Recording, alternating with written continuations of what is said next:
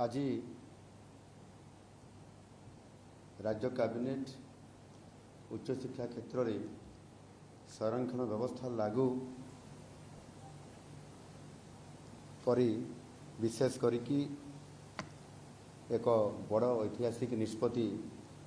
Cabinet निया जाइछि करिसंती निष्पत्ति नैछंती ताको मंजूरी प्राप्त मध्य होइछि। यह निश्चित भाव में सामाजिक न्याय प्रदान करिबारे विशेष करिकी आर्थिक दृष्टिकोण जो माने पछुआ अछंती तांको पई बहुत बड़ा गोटे निष्पत्ति राज्य सरकार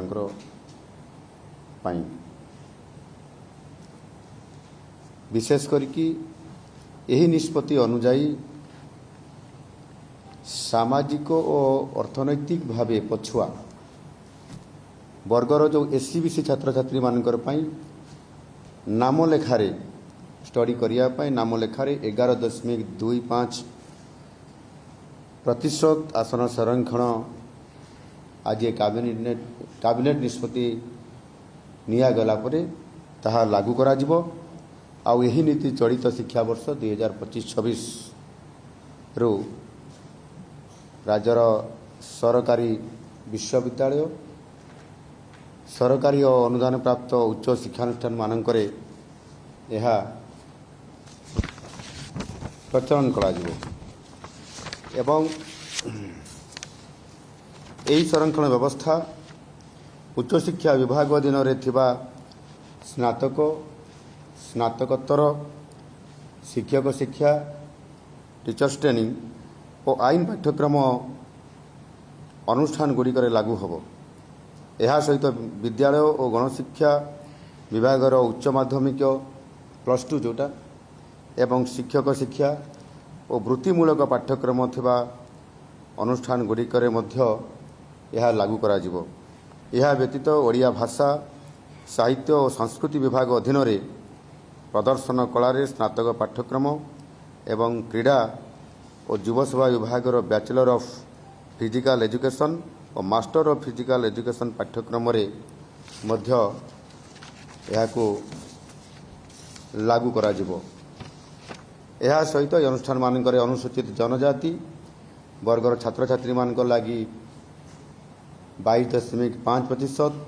अनुसूचित जाति वर्गर छात्र छात्री मानक लागि 16.25%, दिव्यांग छात्र छात्री मानक लागि 5% और पूर्वतन सेनानी परिवार सदस्यों लागि 1% आसन संरक्षण समान भावे आगुरु जहा थिला ताकू बलवत्तर सेथिरे रखा जाइछि। एथिरे विशेष करिकी जो ये निष्पत्ति निया गला साधारणतः भाव में सामाजिक एवं आर्थिक दृष्टिकोण जो पछुआ वर्गर जो लोक माने अछंती समानक प्रति विगत दिन में जो माने ये राज्यर नेतृत्व नौथिले समानंकु न्याय प्रदान करने क्षेत्र में बहुत बड़ विफल होइथिले। पछुआ वर्गंकर संवैधानिक अधिकार एथिरे विशेष करके हनन होइतिला। केवल राजनैतिक एक अभिसंधिमूलक भाव से विभिन्न समय रे प्रस्ताव मान दिया जाइथिला किंतु वास्तवता ताहा सेतिरे बहुत दूर रे थिला। आज यही निष्पत्ति जो समाजर पछुआ वर्गं को ताको संवैधानिक अधिकार आज आम सरकार नुआ सरकार आज ताको प्रदान करिसंती एवं निश्चित भाव में कहुब आज जितेबाला केंद्र सरकार जातिभित्तिक जनगणना करी सामाजिक अंतर्भुक्तिकरण को जितेबाला गुरुत्व प्रदान करिसंती ओडिशा राज्य मध्य आज यही व्यवस्था रे गोटे पाद आगू जाइछंती एवं पछुआ वर्गों को स्वतंत्रता देइछंती जहाँकि भारतर यशस्वी प्रधानमंत्री नरेंद्र मोदी जी सबका साथ सबका विकास सबका विश्वास सबका प्रयास ये आधार रे आज समस्त को समान दृष्टि न्याय प्रदान करने निरंतर भाव में काम कर आज आम सरकार आज प्रमाणित कर। एथिरे जहाँ मु आपମାନଙ୍କ पाखरे रखिली जातीय शिक्षा नीति 2020 दृष्टिकोण सह समन्वय रक्षा करी एही पदक्षेप अवहेलित पछुआ वर्गर छात्र छात्री मानकर शिक्षार उपलब्धता बढ़ाइबा शिक्षा और चाकरी क्षेत्र संरक्षण को समोन्नत करने उद्देश्य रे यह ग्रहण करा जाइछि आउ यह माध्यम रे मोट नाम लेखा अनुपात ग्रोस एनरोलमेंट रेशियो को निश्चित भाव में आगामी दिन में वृद्धि पाइब एवं सामाजिक अर्थनैतिक भाव दुर्बल छात्र छात्री शिक्षा ग्रहण को अधिक निश्चित भाव में ये क्षेत्र में आपंकर सुदृढ़ करा दे पारिबो। द्वितीय प्रस्ताव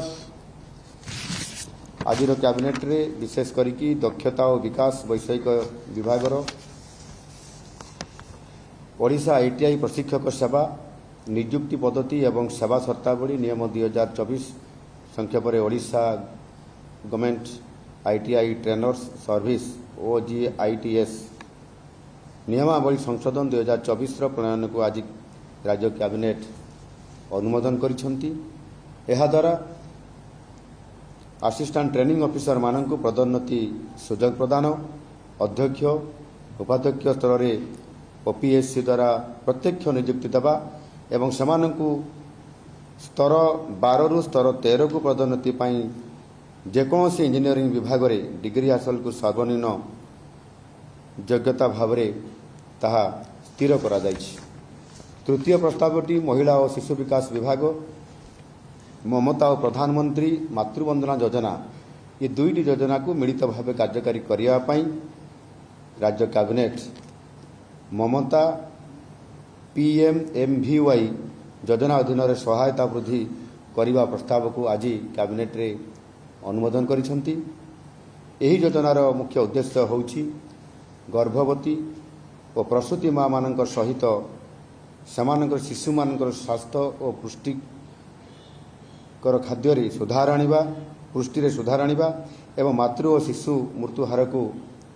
ह्रास करिबा। योजनार आकलन जो बजेट अच्छी से 5 वर्ष पर 1630 कोटी 10 लाख टंका रखा जाइछि। एथिरे थिबा वर्धित सुविधा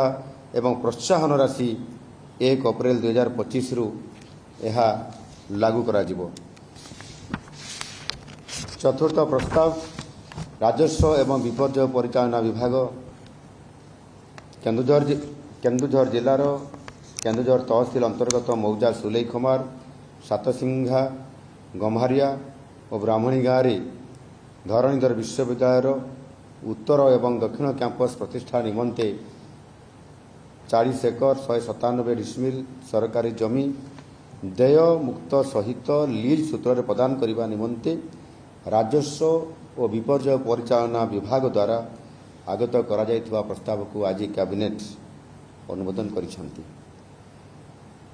एहा द्वारा राज्य सरकार एककालीन राजस्व देय बाबद को 140 कोटी 71 लक्ष 40,508 टंका एवं वार्षिक राजस्व देय बाबद को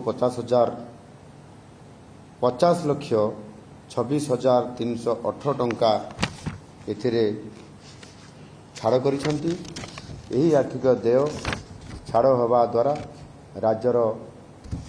एकक सम्मानजनक सरकारी शिक्षानुष्ठान केन्दुझर स्थित धरणीधर विश्वविद्यालय उपर आर्थिक बोझ बहु परिमाण एथिरे कम हेब। पंचम प्रस्ताव जल संपद विभागर मयूरभंज जिला स्थित जसीपुर ब्लॉकर अँला बेणी रे आफ्लक्स बंध सहित खैरी बंधन ब्यारेज प्रकल्प निर्माण पाई 97 कोटी 98 लक्ष 755 टंकार टेंडर को आज राज्य कैबिनेट एथिरे अनुमोदन करिसेंती। एही ब्यारेज प्रकल्प निर्माण द्वारा मरुड़ी प्रवण अंचल बसवास करुथुबा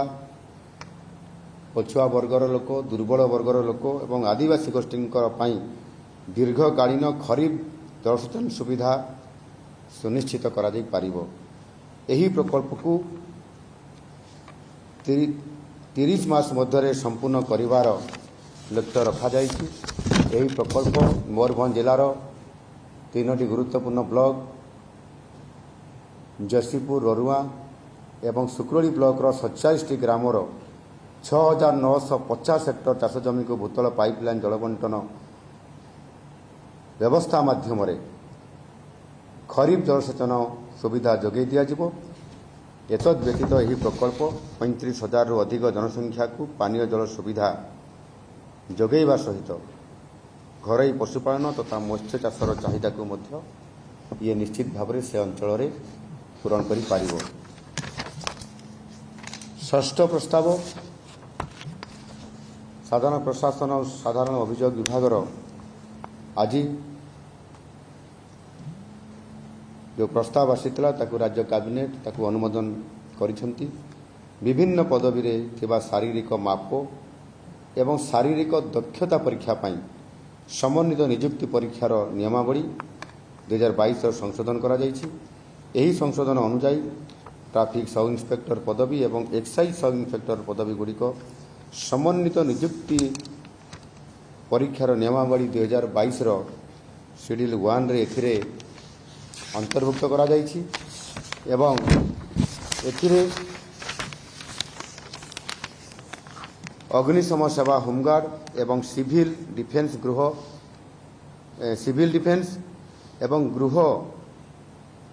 ଡିଫେନ୍ସ ବିଭାଗର ମହାନିର୍ଦ୍ଦେଶକଙ୍କର ଅଧୀନରେ ଥିବା ନାଗରିକ ପ୍ରତିରକ୍ଷା ପ୍ରଶିକ୍ଷକ ସିନିୟର ଷ୍ଟୋର ଇନ୍ସପେକ୍ଟର ପଦବୀ ମଧ୍ୟ ସିଡ୍ୟୁଲ୍ 1ରେ ଏଥିରେ ଅନ୍ତର୍ଭୁକ୍ତ କରାଯାଇଛି। ଏହାଦ୍ୱାରା ଓଡ଼ିଶା କର୍ମଚାରୀ ପ୍ରବଳନ ଆୟୋଗ ଉପରୋକ୍ତ ପଦବୀଗୁଡ଼ିକୁ ମିଳିତ ନିଯୁକ୍ତି ପରୀକ୍ଷାରେ ପରିଚାଳନା କରିପାରିବେ, ଯାହାକି ଅତି ସହଜରେ ଏବଂ ସୁନିଶ୍ଚିତ ଏଥିରେ କରାଯାଇପାରିବ। ଏହି 6ଗୋଟି ପ୍ରସ୍ତାବ ଆଜି କ୍ୟାବିନେଟ୍ରେ ଏହା ଆଜି ଆଲୋଚନା କରି ସର୍ବସମ୍ମତିକ୍ରମେ ଏହା ଗୃହୀତ କରାଯାଇଛି। ନିଶ୍ଚିତ ଭାବରେ ଆଗାମୀ ଦିନରେ ଯେଉଁ ସଂଶୋଧନ ଆସିବା ଏବଂ ଯେଉଁ ପ୍ରସ୍ତାବଗୁଡ଼ିକ ଆଜି କାର୍ଯ୍ୟକାରୀ କରିବା ପାଇଁ ଏଠି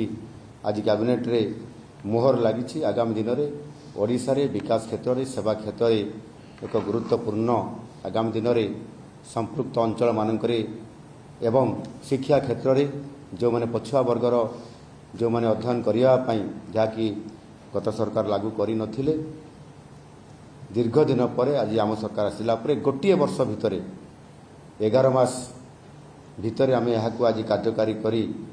ଆଜି ସାମାଜିକ ଏବଂ ଆର୍ଥିକ ଦୃଷ୍ଟିକୋଣରୁ ପଛୁଆ ଯେଉଁମାନେ ଅଛନ୍ତି ସେମାନଙ୍କ ପାଇଁ ଲାଗୁ କରି ନିଶ୍ଚିତ ଭାବରେ ସେମାନଙ୍କୁ ଶିକ୍ଷା କ୍ଷେତ୍ରରେ ଏକ ଗୁରୁତ୍ୱପୂର୍ଣ୍ଣ ସେମାନଙ୍କୁ ଏଥିରେ ତାଙ୍କ ଅଧିକାରକୁ ଆଜି ଆମେ